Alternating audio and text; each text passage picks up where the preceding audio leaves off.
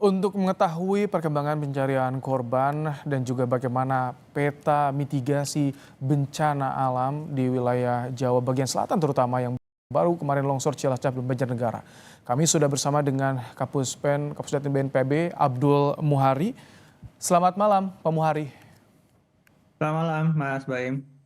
Pak Muhari, kami ingin tahu jadi bagaimana saat ini perkembangan untuk mencari 26 korban di Banjarnegara Pak Muhari. Ya, untuk hari ini meskipun dari 4 hari yang lalu kita sudah melakukan operasi modifikasi cuaca khusus untuk mengurangi intensitas hujan di Cilacap dan Banjarnegara. Eh, untuk hari ini laporan dari tim BNPB yang ada di lapangan yang dipimpin oleh Kepala BNPB sendiri, itu memang ada sedikit kendala dalam melanjutkan upaya pencarian karena kondisi tanah yang masih bergerak.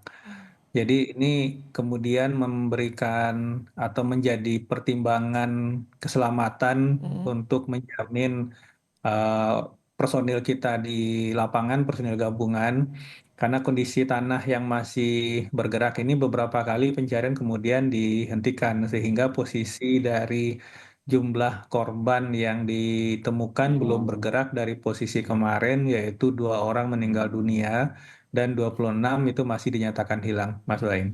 Tanah labil, sementara cuaca di bagian selatan Jawa juga masih terus turun hujan. Nah, bicara soal cuaca, saat ini kami sudah bersama dengan Pak Iqbal Fatoni, Prakirawan Senior BMKG. Selamat malam Pak Iqbal. Ya, selamat malam. Pak Iqbal, ada juga Pak Muhari dari BNPB. Kami ingin tahu dari BMKG, untuk wilayah Jawa di bagian selatan terutama saat ini, cuaca dalam beberapa hari ke depan seperti apa dan separah apa nantinya di sana?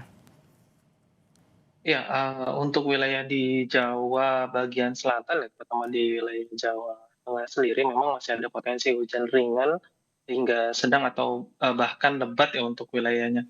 Namun kalau dibilang cukup merata, tidak begitu merata ya, walaupun beberapa wilayah memang, terutama untuk wilayah, Jawa Tengah sendiri masih ada beberapa wilayah yang masih ada potensi hingga, hujan sedang hingga lebat dalam sepekan ke depan ini, begitu. Lebat dalam sehingga sepekan ke depan ini tentu juga menjadi tantangan bagi tim SAR yang tengah berjuang mencari korban di Cilacap dan juga di Banjarnegara, Pak Muhari. Ya, kalau untuk di Cilacap, kondisi cuaca sebenarnya kondisi cuaca hari ini cukup mendukung, Mas Baim. Tetapi memang perbedaannya kondisi eh, bekas material longsoran di Cilacap ini sudah mulai agak kering, sehingga eh, pergerakan tanah dari material longsoran di Cilacap yang terjadi hari Kamis lalu itu sudah tidak terjadi sehingga tim di lapangan itu bisa optimal menggunakan lebih kurang 25 alat berat. Dan hasilnya pada hari ini kalau untuk Cilacap itu tim berhasil menemukan 2 jasad sehingga total korban yang ditemukan dalam kondisi meninggal dunia itu 18 orang dan sisa pencarian itu 5 orang. Dan tim di lapangan cukup optimis bahwa yang 5 orang ini bisa segera kita temukan mudah-mudahan. Nah, bedanya dengan Banjarnegara, kondisi Banjarnegara ini material longsoran itu masih basah sehingga di beberapa tempat itu masih bergerak meskipun dengan tidak dalam dalam kecepatan yang bisa menimbulkan fatalitas, tetapi kemudian tentu saja hal ini masih menjadi pertimbangan yang sangat penting untuk menjamin keselamatan personil di lapangan. Baik. Jadi ini yang membedakan kemudian ada beberapa kali penghentian di Banjarnegara. Sedangkan untuk Cilacap ini bisa kondisi cuaca yang agak kering meskipun ada turun hujan gerimis beberapa kali itu bisa dikebut, bisa dikejar, bisa dioptimalkan upaya pencarian di titik-titik yang sudah ditentukan, Mas Oke. Baim. Pak Iqbal, kalau dari analisis sementara BMKG ini dua bencana yang berdekatan di dua wilayah yang juga berdekatan, Banjarnegara dan juga Cilacap. Apakah sudah ada kesimpulan sementara atau analisis sementara penyebab dua bencana ini terjadi? Ya, untuk cuaca terkait tanah longsor ya di wilayah tersebut memang, dari tanggal 10 hingga 11 November terjadi, hujan dengan intensitas yang bisa dibilang kategori lebat di atas 50, yaitu dengan nilai 98,4 maupun di 68 milimeter per hari pada saat itu tanggal 10, tanggal 11. Di lain pihak tanggal 13 dan tanggal 14 juga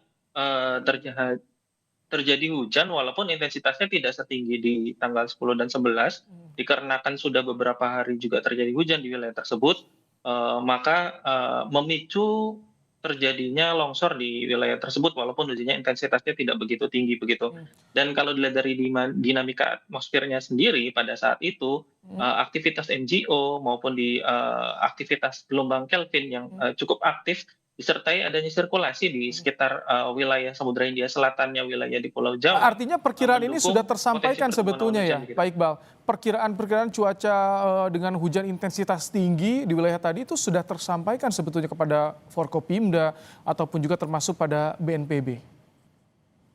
Ya, untuk informasi tersebut sebenarnya terus kita update dan sudah kita informasikan bahkan dari beberapa hari sebelumnya juga, apabila di tanggal-tanggal tersebut memang ada potensi hujan intensitas tinggi, terutama untuk wilayah di Pulau Jawa, terutama di tanggal-tanggal tersebut begitu. Oke, baik. Sudah disampaikan, sudah diperbarui informasi seperti ini. Namun mengapa Pak Muhari dengan berkaca pada bencana yang terjadi di Cilacap dan juga Banjarnegara, banyak korban yang masih dicari, banyak yang tertimbun. Apakah ini early warning system yang belum berjalan optimal atau seperti apa? Ya, jadi begini, yang kita ketahui saat ini baru informasi hujannya ya, baru informasi cuacanya. Nah, ini sebenarnya untuk mendorong aksi dini atau operasi kedaruratan di level masyarakat itu belum cukup sebenarnya. Kenapa? Karena kita tidak tahu nanti hujan yang lebat ini atau hujan sedang hingga lebat ini nantinya akan menjadi banjir kah? Akan menjadi longsor kah? Akan menjadi banjir bandang kah? Kapan, di mana, dan seberapa besar? Jadi kalau misalkan kita informasikan ke BPBD bahwa misalkan di Kabupaten Banjarnegara akan terjadi hujan nanti malam pukul 18 sampai 21 demikian. Nah, buat BPBD itu belum operasional karena kita tidak tahu nanti hujan deras ini itu akan berpotensi banjir mungkin, tetapi di mana atau longsorkah di mana dan kapan gitu. Tapi ada Ini peta yang risiko tidak Pak Muhari sebetulnya untuk wilayah-wilayah tadi Cilacap dan juga Banjarnegara ini masuk kategori yang rentan, merah yang perlu diwaspadai, perlu penanganan khusus ketika ada cuaca buruk terjadi? Kalau peta risiko itu ada, Mas, tapi yang perlu kita ingat adalah wilayah Indonesia itu 1,9 juta kilometer persegi. Dan setiap hari yang hujan deras itu lebih dari setengah dari kawasan itu. Apakah kita akan mengungsikan masyarakat semuanya? Kan tidak. Jadi sebenarnya untuk bisa lebih teknis atau bisa lebih turun lebih ke operasional, kita memerlukan lebih dari sekedar informasi hujannya. Yang kita butuhkan itu sebenarnya informasi peringatan dini banjirnya atau peringatan dini longsornya. Nah, ini yang secara nasional, saya beberapa kali menyampaikan kita belum punya sistem ini. BNPB memang BNPB, BMKG, Kementerian PU dan BRIN saat ini 4 tahun ke depan itu sedang membangun sistem itu sehingga nanti ke masyarakat yang akan kita sampaikan tidak hanya sebatas cuacanya, tetapi ada heads up-nya bahwa di titik A, di titik B, di sungai A, sungai B, di posisi A, posisi B itu mungkin dalam 2-3 jam ke depan akan terjadi banjir, akan terjadi longsor dan seterusnya. Artinya kita Oke. benar-benar bisa memberikan informasi yang lebih teknis yang kemudian masyarakat di bawah itu bisa paham lebih dari sekedar informasi bahwa nanti malam misalkan akan ada hujan Baik. intensitas lebat gitu. Saya ingin tanya Kira-kira ke demikian. BMKG kalau misalkan tadi informasi teknis seperti itu ketika ada potensi bencana banjir, longsor, BMKG apakah ada instrumen atau tools yang bisa menyampaikan hal-hal ini kepada tadi stakeholder yang berkaitan untuk menangani ini? Baik, Ya, Bang. sebenarnya dari BMKG, sebenarnya dari BMKG sendiri kita sempat membuat ya waktu itu namanya perakiraan cuaca berbasis dampak dari tahun 2019 ya. Namun sempat kita tahan sebentar dikarenakan ada penyesuaian kembali mengenai perumusannya begitu. Dan saat ini memang seperti yang tadi Bapak Datim dari BNPB sendiri sampaikan, memang kita juga sedang on proses juga penyesuaian kembali data perakiraan cuaca berbasis dampak tersebut. Dan itu dikarenakan luasan Indonesia yang cukup luas dan cukup beragam wilayahnya dengan nilai kerentanan yang cukup berbeda-beda. Jadi kita butuh penyesuaian cukup lama untuk wilayah-wilayah yang punya nilai kerentanan yang berbeda-beda begitu. Baik, jadi dengan adanya bencana kemarin yang terjadi di Cilacap dan Banjarnegara menjadi pembelajaran, terutama karena cuaca dalam bahkan hingga di awal tahun 2026 juga masih kemungkinan cuaca buruk terjadi, Pak Iqbal. Ya, untuk potensi cuaca buruk sendiri memang dikarenakan sudah memasuki musim hujan ya di bulan November hingga Desember, terutama cukup meratanya kemungkinan nanti di bulan Desember, bahkan puncak musim hujan juga diperkirakan di awal Januari maupun di Februari, masih perlu diwaspadai potensi-potensi hujan dengan intensitas tinggi yang masih mungkin terjadi di wilayah Indonesia begitu. Baik, Pak Muhari, terakhir dari BNPB, imbauan kepada pemerintah daerah, terutama yang daerahnya ini rawan, dan juga masyarakat yang tinggal di daerah rawan.